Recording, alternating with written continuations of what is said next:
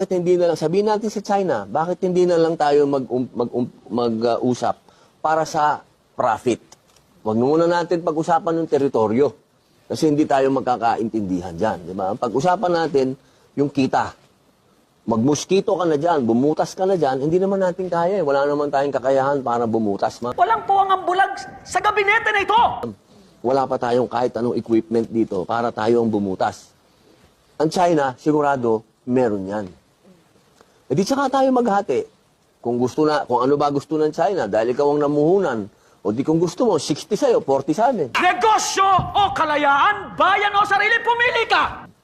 Basta pagkakitaan na natin siya. Huwag tayong masyadong maging matigas kung ang kumakalam naman na yung mga sikmura ng taong bayan. Ay! Paano ninyo nasisikmurang pag-usapan ng negosyo kung mangalipin tayo sa sarili nating bayan?